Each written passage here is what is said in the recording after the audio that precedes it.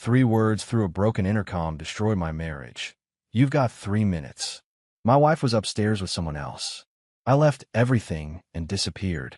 4 days later, she called begging for help. He wasn't just her mistake. He was a ghost from her past who'd been financing our lives for months. And now he wanted my daughter. My name is Troy Bridges. I'm 44 years old, and I've been a pharmacist at Walton's Pharmacy for the past 16 years. It's steady work, nothing glamorous, but pays the bills and keeps my family comfortable. My wife Caroline is 36. She's a client manager at TechBridge Solutions, one of those IT companies that's always hustling for the next big contract. We have a 5-year-old daughter named Ella, who's got her mother's dark hair and my stubborn streak. I thought we had it figured out. The house in the suburbs, the good schools, the weekend barbecues. I thought Caroline and I were solid. Sure, we'd hit some rough patches over the years, but what couple doesn't? She'd been distant lately, distracted, always on her phone. But I chalked it up to work stress. Her company was chasing some major client, and she'd been putting in long hours. That Tuesday evening, I was in the basement trying to fix our hot water heater. The thing had been making this weird, rattling noise for weeks, and Caroline kept nagging me about it. So there I was, lying on the concrete floor with a wrench in my hand and dust in my hair when I heard it. The intercom crackled to life. We'd installed the system years ago when Ella was a baby, so we could hear her from anywhere in the house. It was supposed to be off, but the wiring had been acting up lately, randomly picking up sounds from different rooms. Caroline's voice came through, faint but clear. He's in the basement. You got maybe 3 minutes. I froze. My hand tightened around the wrench as my brain tried to process what I just heard. A man's voice responded, low and familiar in a way that made my stomach turn. 3 minutes isn't much time, Caro. Caro. Nobody called her that except me. Or so I thought. She laughed, soft and intimate. Then don't waste it talking. I sat up so fast I nearly knocked my head on the water heater. My chest felt tight, like someone had wrapped a band around my ribs and pulled.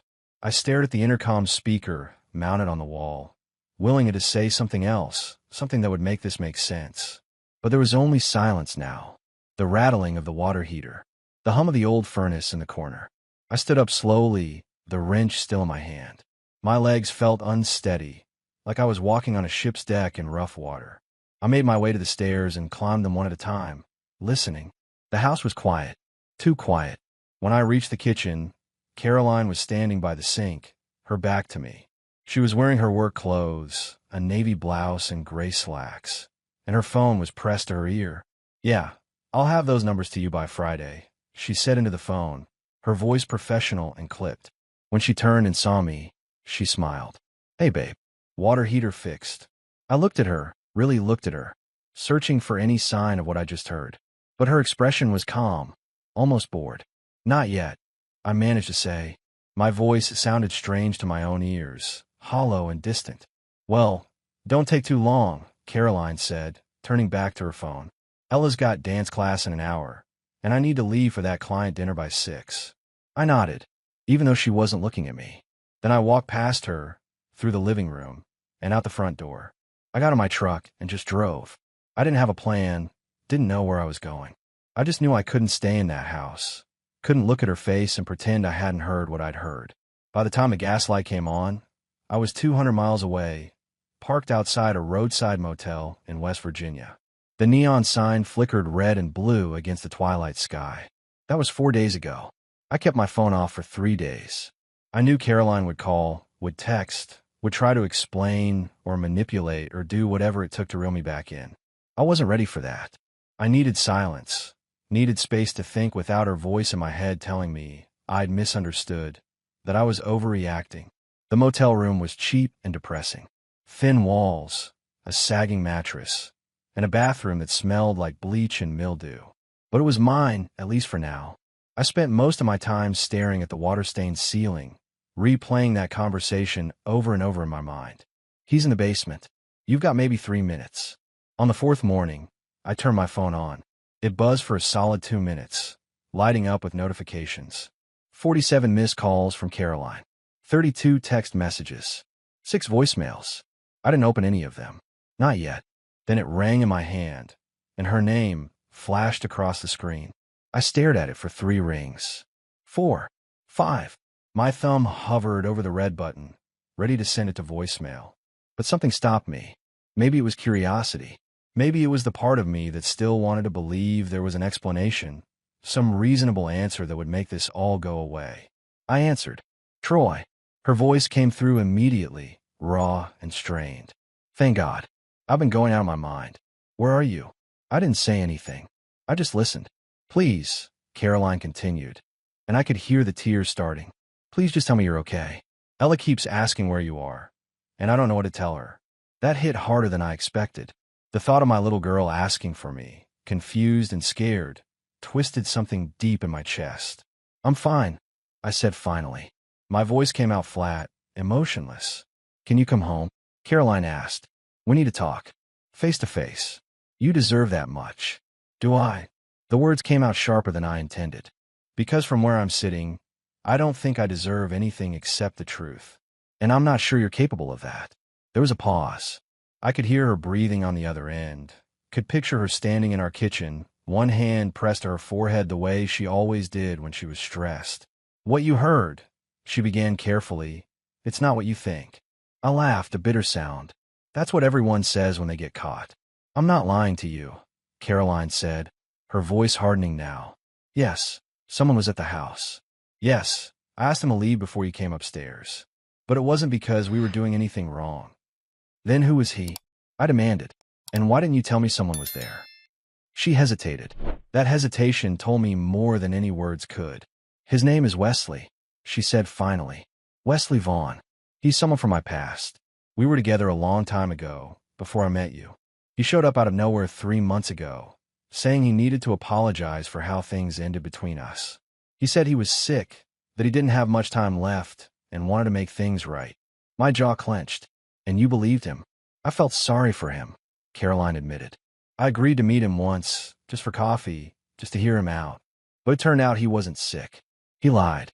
And after that meeting, he started showing up at my office. Calling me. Texting me. I told him to stop, Troy. I swear I did. But he won't listen. So that's why he was in our house. I asked, my voice cold. Because he's stalking you. And you decided not to tell your husband about it. I didn't want to worry you, she said quickly. I thought I could handle it myself. I thought he'd get bored and go away. But he's getting worse. He showed up at the house when you were in the basement, and I panicked. I told him you'd be upstairs any minute, hoping he'd leave. And he did. I wanted to believe her. God, I want to believe her so badly it hurt. But something about her story didn't sit right. If he's stalking you, why haven't you gone to the police? I asked. Another pause. Because he's not just some random guy, Troy, Caroline said, her voice dropping to almost a whisper. He's wealthy. Connected. He owns a tech company with 40 employees and enough money to bury anyone who gets in his way.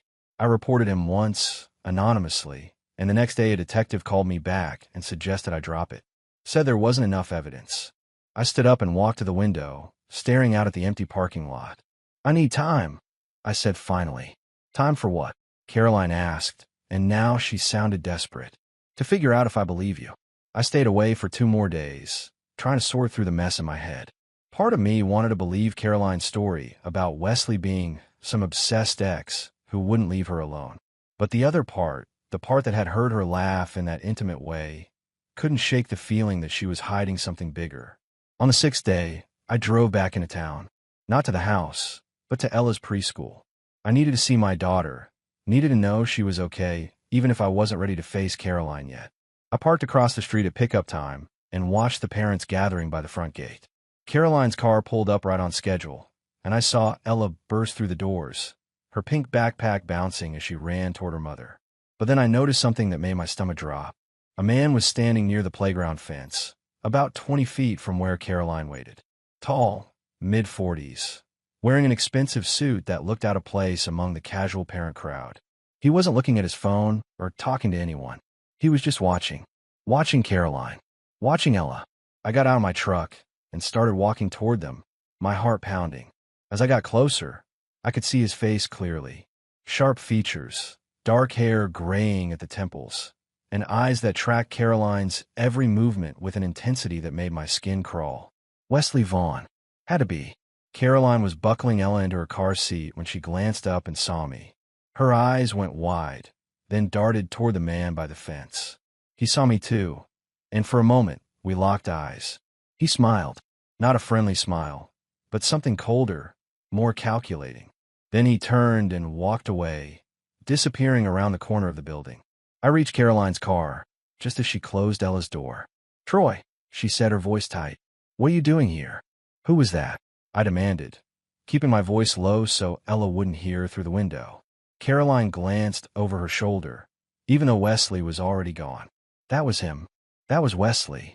He was watching you," I said. "Watching our daughter." "I know," Caroline whispered, and I could see fear in her eyes now. Real fear, not the performed kind. "He's been doing this for weeks. Showing up wherever I go. The grocery store. The gym. Now here. Have you documented any of this?" I asked. "Photos? Videos?" She shook her head. "I've tried, but he's always too far away or moves before I can get my phone out. It's like he knows exactly how to stay just outside the line of what I could prove." I looked back toward where he'd been standing. "Did he say anything to you?" "Not today," Caroline said. "But last week, he came up to me at the coffee shop near my office. He said Ella was beautiful. He said she reminded him of someone." Her voice broke. "Troy, I'm terrified. I don't know what he wants, but it's not just me anymore. He's interested in her."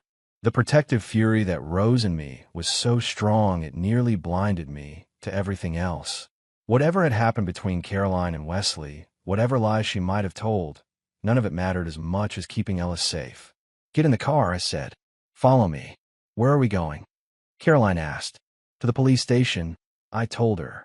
"Right now." We filed a report. I insisted on it, even though I could see the doubt in the officer's eyes when Caroline explained that Wesley hadn't technically threatened her, hadn't done anything illegal. Standing near a playground wasn't a crime. Neither was shopping at the same grocery store.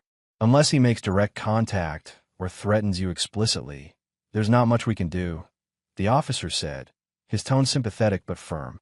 "You can file for a restraining order, but you'll need more evidence than this." Caroline's hand shook as she signed the report. "What kind of evidence?" "Documentation," the officer said. "Photos, videos, witnesses. Keep a log of every time you see him. If he approaches you, record it. And if he ever threatens you or your family directly, call 911 immediately." We left the station with a case number and nothing else. That night, I didn't go back to the motel. Instead, I drove to the one person who might have answers about Wesley Vaughn and Caroline's past. Her name was Maureen Cross, and she'd been Caroline's college roommate before they'd had some kind of falling out about 8 years ago. I'd only met her once, at our wedding, and Caroline had never talked about why they stopped being friends. I found Maureen's address through an old Christmas card list Caroline kept in her desk drawer. She lived in an apartment complex on the east side of town, the kind of place with thin walls and a parking lot full of older cars. When she opened the door, recognition flashed across her face, followed by something that looked like resignation. "Troy," she said, "I wonder when you show up." "You know why I'm here?" I asked. Maureen nodded slowly. "Come in. This isn't a conversation for the hallway." Her apartment was small but tidy, filled with plants and bookshelves. She poured us both coffee without asking if I wanted any, then sat down across from me at her kitchen table. "How much has Caroline told you?" Maureen asked. "She said Wesley is someone from her past who won't leave her alone," I said. "That he showed up 3 months ago, claiming to be sick, and she met him once out of pity." Maureen let out a long breath. "That's the sanitized version." My chest tightened. "What's the real version?" 10 years ago, Caroline went through a rough patch. Maureen began carefully. She was drinking too much, making bad decisions. She checked herself into a private rehabilitation facility for 6 weeks. It wasn't just about alcohol. She was dealing with some trauma from before college, stuff she'd never processed properly. I sat back in my chair, stunned. Caroline had never mentioned any of this. Not once in 12 years of marriage. "Wesley was there too," Maureen continued. "He presented himself as a volunteer counselor, someone who'd been through recovery and wanted to help others. But that was a lie. He was never a patient and never qualified to counsel anyone. He was there hunting for vulnerable women." The coffee in my stomach turned to acid. "What happened?" "He targeted Caroline," Maureen said. "Spent weeks gaining her trust, making her feel understood and safe. They had a brief romantic involvement while she was still in treatment. When she finally realized something was wrong with him, that he was manipulating her, she tried to end it. But Wesley didn't take that well. How didn't he take it well? I asked. Maureen's expression darkened. He stalked her for 2 years. Showed up at her apartment. Got her fired from 2 jobs by spreading rumors about her. Hacked in her email and sent messages to her family pretending to be her. One time, she came home and found all her furniture rearranged. Nothing taken, just moved. He was showing her he could get to her whenever he wanted. My hands clenched into fists on the table. Why didn't she press charges? She tried, Maureen said. But Wesley had money, connections. He'd covered his tracks carefully. And back then, stalking laws weren't what they are now. The police basically told her to get over it. Eventually, he seemed to lose interest. Or so he thought. Caroline changed her phone number, moved to a different city, started fresh. That's when she met you.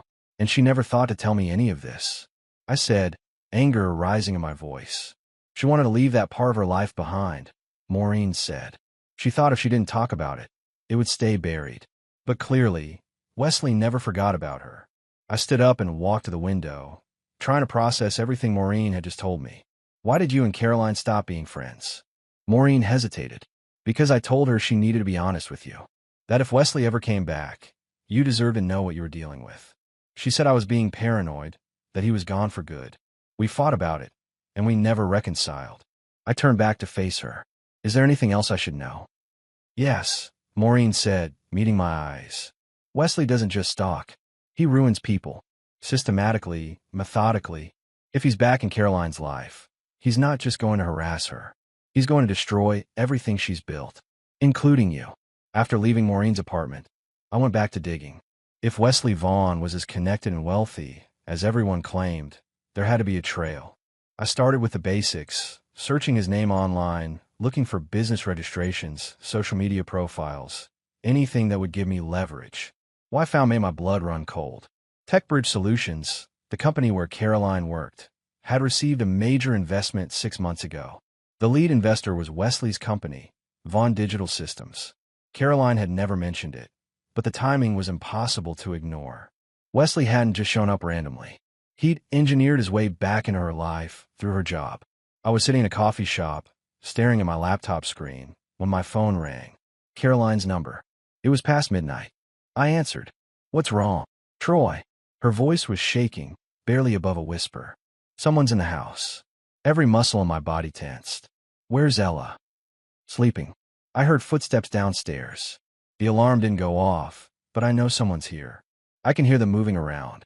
Lock your bedroom door, I said, already grabbing my keys. Call 911. I'm 15 minutes away. I already called, Caroline said. They said a unit is on the way. But Troy, I'm scared. What if? Stay on the line with me. I interrupted, running to my truck. Don't hang up. Talk to me. Is your door locked? Yes, she said. But the lock is just one of those push-button ones. It wouldn't stop anyone who really wanted to get in. I could hear the fear in her voice, raw and genuine. Whatever had happened between us, whatever lies she told, none of it mattered in that moment. My wife and daughter were in danger. I made that 15-minute drive in 10, running 2 red lights and pushing the truck to its limit. Police cars were already in the driveway when I pulled up, their lights painting the neighborhood red and blue. An officer met me at the door. You're the husband? Yes, I said. Where's my family? They're safe. Upstairs. We're clearing the house now. I pushed past him and took the stairs 2 at a time. Caroline was sitting on the edge of our bed with Ella in her lap, both of them looking pale and frightened. When Ella saw me, she burst into tears. Daddy. I crossed the room and wrapped my arms around both of them, feeling Ella's small body trembling against mine. Caroline's hand gripped my shirt like I was the only solid thing in a world that had turned liquid. Did they find anyone? I asked quietly. Caroline shook her head. They said the house is empty. But Troy, someone was here. I know what I heard. One of the officers appeared in the doorway. Sir, could you come downstairs for a moment? I gently extracted myself from my girls and followed him down to the kitchen. Another officer was standing by the back door, which stood open. The lock's been picked, the first officer said, pointing to the scratches around the keyhole. Professional job. Whoever did this knew what they were doing. But here's the thing. Nothing's been taken or disturbed as far as we can tell. Check the hallway mirror, I said, remembering something from the original story I'd heard. But when we walked to the hallway, the mirror was clean. No message, no signs that anyone had been there at all. "We'll file a report," the officer said. "I'd recommend changing all your locks and getting a proper security system. Maybe some cameras." After they left, I sat with Caroline in the living room while Ella slept fitfully upstairs, a baby monitor on the coffee table between us. "I started going through our finances today," I said quietly. "Wesley's company invested in TechBridge 6 months ago. That's not a coincidence, is it?" Caroline's face crumbled. "I didn't know until after the deal closed. My boss announced it at a company meeting, and when I saw Wesley's name on the paperwork, I thought I was going to be sick. But by then, he was already showing up at the office, acting like we were old friends in front of everyone." "Why didn't you quit?" I asked. "Because he wanted me to quit," Caroline said. "I could see it in his eyes every time he suggested I didn't look happy there, that maybe I should find something less stressful. He was trying to isolate me, Troy. Take away my job, my income, make me dependent on you. And then he'd show you I was weak, that I couldn't contribute, and he'd swoop in to save me from my mediocre life." I sat back, processing this. "He's been planning this for months. Years, maybe," Caroline said. "Maureen told you about the furniture, right? How he broke into my apartment and moved everything." I nodded. "That's his signature move," Caroline continued. "He doesn't steal or vandalize. He rearranges, moves things just enough that you know someone was there, that they touched your space. It's about control, about showing you he can get to you whenever he wants." "We need to leave," I said. "Tonight. Pack bags for you and Ella. We'll go to a hotel until we figure out what to do next." Caroline looked at me, tears streaming down her face. "You're staying? After everything?" "I'm staying," I said firmly. "Because whatever mistakes you made, whatever you kept from me, Wesley Vaughn is the enemy here, not you. And I'm not going to let him destroy my family." We spent 2 weeks living in a series of different hotels, never staying more than 2 nights in one place. Caroline took leave from work, citing a family emergency. I used my vacation days. Ella thought we were on an adventure, which was better than trying to explain the truth. During those 2 weeks, I did my homework. I hired a private investigator, a former FBI agent named Patricia Ramos who specialized in stalking cases. She was expensive, but Derek loaned me the money without hesitation. Patricia found things that made my skin crawl. Wesley had 5 other women in the past 20 years who'd filed restraining orders against him. 2 of them had disappeared, though there was never enough evidence to charge him with anything. One had died in what was ruled an accidental fall down her apartment stairs. The police had investigated, but found nothing concrete. "This man is dangerous," Patricia told me during one of our meetings. "He's smart, patient, and he knows how to work the system. But he's also arrogant. That's going to be his downfall." "What do you mean?" I asked. "He thinks he's untouchable because of his money and connections," Patricia explained. "But everyone makes mistakes eventually. We just need to create the right circumstances to catch him making one." She proposed a plan. We'd use Caroline as bait, but with every safety precaution in place. Hidden cameras, tracking devices, recording equipment, and Patricia's team watching from close range. Wesley had been trying to isolate Caroline, to get her alone so he could make his move. We'd give him what he thought was an opportunity. Caroline was terrified, but she agreed. "I'm tired of running," she said. "I want my life back." We set the trap at a storage facility on the outskirts of town. I'd found a GPS tracker on Caroline's car, hidden under the wheel well. Instead of removing it, we used it. Caroline drove to the facility at night, alone as far as Wesley would know, to supposedly pick up some boxes from her old apartment. Patricia's team was there ahead of time, hidden in unmarked vans with camera equipment. I was there too, in a different vehicle with a clear view of the entrance. My heart hammered against my ribs as I watched Caroline's car pull into the lot. 20 minutes later, another vehicle appeared. Wesley's silver BMW. He parked 3 spaces away from Caroline and got out. I watched through Patricia's monitor as he approached her, his movements casual, like he just happened to be in the area. The conversation started friendly enough. We couldn't hear what they were saying yet, but Caroline was playing her part perfectly, looking nervous but not hostile. Then Wesley moved closer, backing her against her car. That's when his demeanor changed. Even from a distance, I could see the shift. His posture became aggressive, predatory. He grabbed Caroline's arm, and she tried to pull away. Now, Patricia said into her radio. Her team moved in fast, professional. 2 plainclothes officers appeared from the adjacent units. Badges out. Police. Let her go. Wesley released Caroline immediately, his expression smoothing into something pleasant and confused. Officers, I think there's been a misunderstanding. But Patricia had already given the signal. Another officer was approaching Wesley's car with a search warrant. Inside, they found what we'd hoped for, but also feared: photos. Dozens of them. Pictures of Caroline at work, at the grocery store, picking up Ella from school. Pictures of me. Pictures of our house from different angles, taken at different times of day. And worse, a detailed timeline of Caroline's movements over the past 3 months, complete with notes about her routines, her vulnerabilities, her weak points. They also found a box containing several items that had been reported stolen from Caroline's car and desk at work over the past few months. Things she thought she'd simply lost. A scarf, a coffee mug, a photo of Ella. He'd been collecting trophies. Wesley was arrested on the spot. Stalking, breaking, and entering, possession of stolen property. His lawyer got him out on bail within 48 hours, but the damage was done. Patricia had documented everything, and the evidence was overwhelming. The trial took 4 months.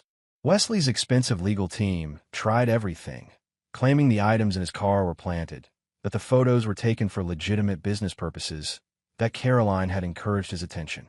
But Patricia's documentation was airtight. The other women came forward, testifying about their experiences. The jury took less than 3 hours to convict him on multiple counts. Wesley Vaughn was sentenced to 6 years in prison, with a permanent restraining order to take effect upon his release. Caroline and I spent those 4 months in therapy, both individual and couples. The road to rebuilding trust wasn't easy. There were nights she cried herself to sleep, apologizing for not telling me about her past. There were days I wanted to walk away because the hurt was too fresh, too raw. But we stayed. We worked. We fought for our marriage because underneath all the lies and fear, we still loved each other. 8 months after Wesley's sentencing, we sold a house. Too many bad memories.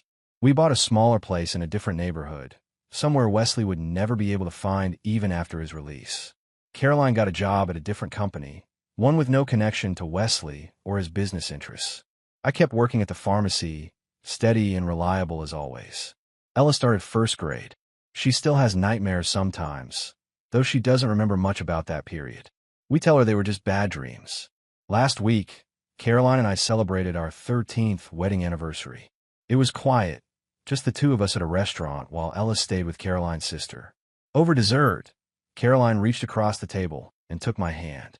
"Thank you," she said. "For what?" I asked. "For not giving up on us.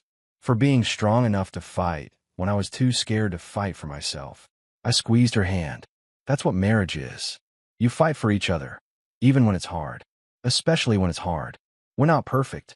We still have moments where the past creeps in, where trust feels fragile. But we're here. We're together. And Wesley Vaughn is behind bars where he belongs. That has to count for something. And for now, it's enough to build on. Wesley made bail faster than I expected. 72 hours after his arrest, he was back on the streets with an ankle monitor and a restraining order that required him to stay 500 feet away from Caroline, Ella, and our home. The problem was 500 feet isn't very far. I was at work 3 days later when Caroline called, her voice shaking. "He's outside my office building, standing across the street, just watching. Call the police," I said immediately, already heading for the door. I did. They said unless he crosses the street or comes within the restricted distance, there's nothing they can do. He knows exactly where the line is, Troy. He's standing right at it. I drove to her office, my knuckles white on the steering wheel. When I got there, I saw him. Wesley stood on the opposite corner, perfectly positioned at what must have been exactly 500 feet. He was holding a coffee cup, looking relaxed, like he was just enjoying the morning air. But his eyes never left the building entrance. When he saw me park, he smiled, raised his coffee cup in a mock toast, then turned and walked away. That night, I installed security cameras around our house. 6 of them, covering every angle. I also hired a security consultant to assess our vulnerabilities. He found 3 easy entry points Wesley could exploit, and we reinforced them all. "You're doing the right things," the consultant told me. "But understand, Someone determined enough will always find a way. Your best defense is documentation and quick police response. 2 weeks later, Caroline's car wouldn't start. The mechanic found sugar in the gas tank. No proof it was Wesley, but we both knew. Then my pharmacy received an anonymous complaint that I'd been filling prescriptions incorrectly, potentially endangering patients. My supervisor had to investigate. Everything checked out fine, but the shadow of doubt was planted. "He's not going to stop," Caroline said one night as we sat in our fortress of a home, cameras recording every shadow outside. "Even after the trial, even if he goes to prison, he'll find a way to get to us." "Then we need to make sure the trial sticks," I said. "Patricia found those other women. If they'll testify, if we can show the pattern, the jury will see what he really is." But I was worried. Wesley's lawyer was expensive and good, and rich men with connections had a way of slipping through cracks in the justice system. The preliminary hearing was set for 6 weeks out. Until then, we lived like prisoners in our own home. Patricia called me on a Thursday morning with news that made my stomach turn. One of the women who was supposed to testify against Wesley just recanted her story. Says she was mistaken about the timeline, that she might have been confused about who was stalking her. "He got to her," I said flatly. "Probably, but I can't prove it. And without her testimony, our pattern evidence gets weaker." I sat down heavily. "What do? We need something concrete. Something you can't explain away or have a lawyer spin." Patricia paused. "I have an idea, but it's risky, and it involves putting Caroline in a vulnerable position again." Caroline, who'd been listening on speaker, said, "Tell me." Patricia's plan was simple but dangerous. Wesley had been careful so far, staying within legal boundaries while terrorizing us from a distance. But Patricia believed his ego would be his downfall. If we gave him what he thought was a perfect opportunity, he'd take it, and we'd be ready. The trap was set at Caroline's mother's house, which had been empty for the past month while she recovered from surgery at her sister's place in Florida. Caroline would go there alone, ostensibly to check on the property and collect some mail. We'd leak the information through a controlled source, someone we knew Wesley had been watching. I hated everything about this plan. Every instinct screamed to keep Caroline safe, to not use her as bait. But she insisted. "I'm tired of being afraid," Caroline said. "I want my life back. Our life back." The day came. Caroline drove to her mother's house at dusk, carrying a bag like she planned to stay overnight. Patricia's team was already inside, hidden in the attic and garage. I was parked 2 blocks away with a direct video feed to all the cameras they'd installed. For the first hour, nothing happened. Caroline moved around the house, turning on lights, making it look occupied. Then at 8:30, movement on the back camera. A figure approached through the yard, moving carefully, checking windows. Wesley. He tried the back door first. Locked.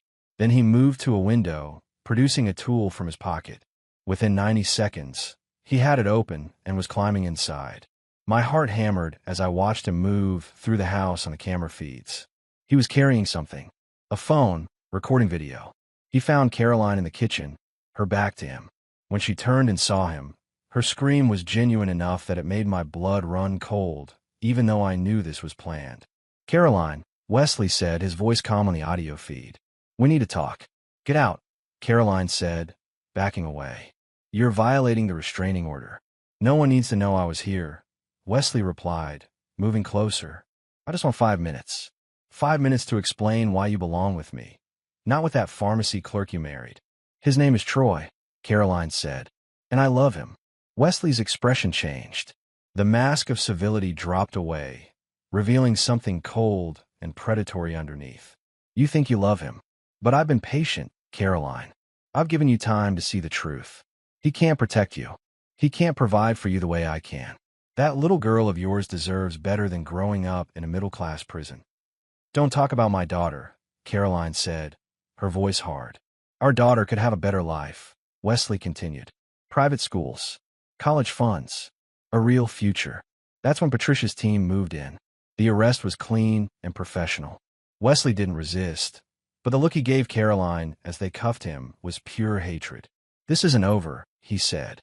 But this time, we had him on video breaking into a house, violating a restraining order, and making threats. His lawyer could spin a lot of things, but not this. 2 weeks before the trial, Caroline's sister threw a birthday party for her daughter, Ella's cousin.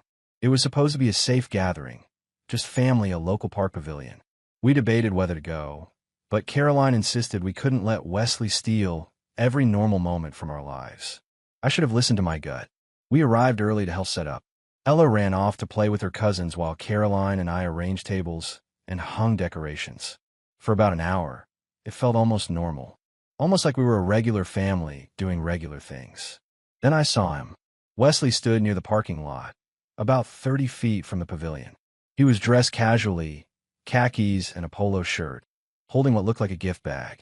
He made no move to approach, just stood there watching. I immediately pulled out my phone and called the police, keeping my voice low so Ella wouldn't hear. "He's here. Wesley Vaughn. He's violating the restraining order." The dispatcher said a unit was on the way. 10 minutes, maybe 15. But Wesley had timed this perfectly. He knew we'd call the police. He knew they'd take time to arrive. And he knew that in a public park, surrounded by families, I couldn't physically confront him without looking like the aggressor. He started walking toward us. Slow, casual, like he just happened to be in the area. When he got within 20 feet, well inside the restraining order boundary, he stopped and held up the gift bag. "I brought something for Ella," he called out. His voice was friendly, conversational. Other parents at nearby pavilions glanced over curiously. "Get away from here," I said, stepping between him and the play area where Ella was. "You're breaking the law." "I'm just being neighborly," Wesley said, smiling that cold smile. "Surely you wouldn't deny a little girl a birthday present." Caroline appeared beside me, her phone out, recording. "The police are on their way. You need to leave." Wesley's smile widened. "Let them come. I'm in a public park. I have every right to be here. Not within 500 feet of my family," I said. "Prove I knew you'd be here," Wesley replied. "This is a public park on a Saturday afternoon. How was I supposed to know?" That's when Ella saw him. She came running over, her face curious. "Mommy, who's that man?" My heart stopped. Wesley crouched down, bringing himself to Ella's eye level. "Hello, sweetheart. I'm a friend of your mommy's. I brought you a present." "Ella, come here," Caroline said sharply. But Ella, being 5 and curious, took a step toward Wesley. I moved fast, scooping Ella up before she could get any closer. She squirmed in my arms, confused. "Daddy, what are you doing?" "We're going to the car," I said, carrying her away from Wesley. Caroline followed, still recording. Behind us, Wesley called out, "She's a beautiful little girl, Caroline. She deserves better than this fear you're teaching her." By the time the police arrived, Wesley was gone. They took our statements and the video Caroline had recorded, but they told us what we already knew. Without proof that Wesley had known we'd be at that specific park at that specific time, it was hard to prove intent to violate the restraining order. "He's escalating," Patricia said when I called her that night. "This is good for trial, but it's also dangerous. He's testing how close he can get to Ella. Next time, we might not be lucky enough to intercept him." "There won't be a next time," I said. "We're not going anywhere public until this trial is over." But I knew that wasn't sustainable. We couldn't live as prisoners indefinitely. Something had to break. The trial lasted 3 weeks.